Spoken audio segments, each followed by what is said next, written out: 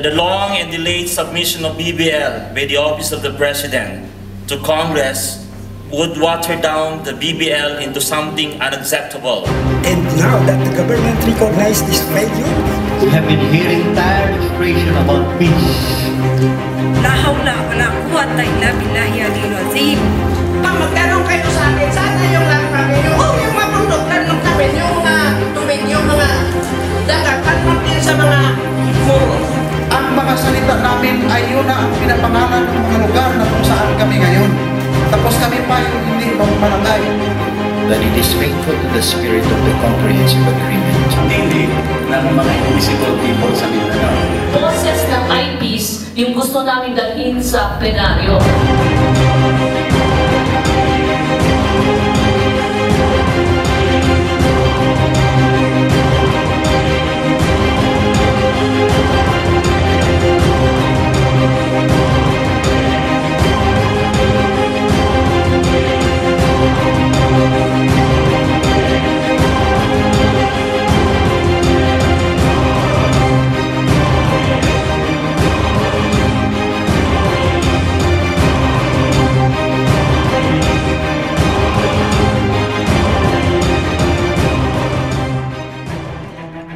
Naging mainit ang talakayan sa pangatlong araw ng on-site consultation hinggil sa Bangsamoro Basic Law na ginanap sa lungsod ng Davao. Pinangunahan pa rin ni na House Committee on National Cultural Communities Chairman at North Cotabato 2nd District Representative Nancy Catamco at Ifugao Representative Teddy Browner Bagilat Jr. ang pagtitipon.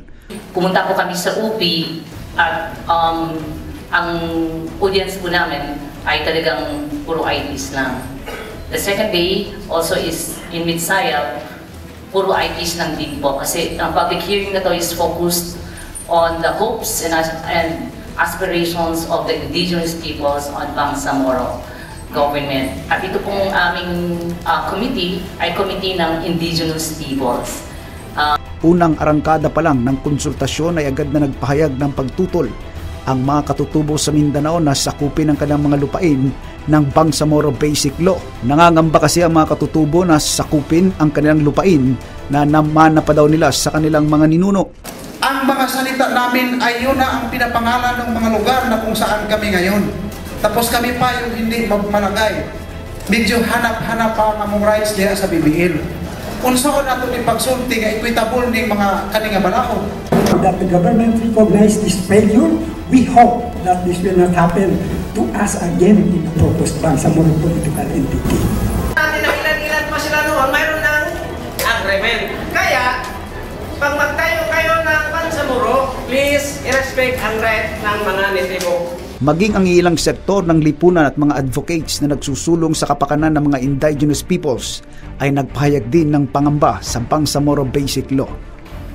There are fears from some quarters that the long and delayed submission of BBL by the Office of the President to Congress would water down the BBL into something unacceptable. A copy of the BBL is in our hands. We cannot scrutinize the text and do our share to make sure that it is faithful to the spirit of the comprehensive agreement. We have been hearing tired expression about peace, but the sad experience of our people are this. Every time we agreed on a peace agreement, all what we achieved are temporary peace. But finally, we ended up in a bloodshed. Ngunit sa kabila nito, siniguro naman ng mga kongresista na malaking tulong anyang nasabing mga isyu na inihayag ng mga katutubo sa pagbuo ng Bangsamoro Basic Law na pagdidebatihan pa sa Kongreso.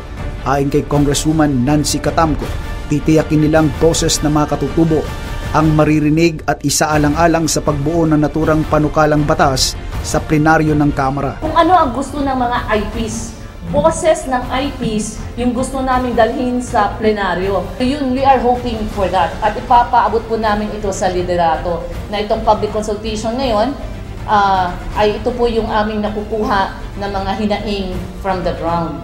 Magugunit ang unang idinaos ang on-site consultation sa UP Maguindanao habang agad namang nagtungo ang grupo sa Midsayaf, North Cotabato sa pangalawang araw ng konsultasyon. Pumupunta kami sa the affected areas like itong UP, itong 39 barangays dito sa North Cotabato para marinig namin mismo galing sa tribo kung ano ba yung kanilang mga mithiin at hikain sa usaping Bangsamoro government.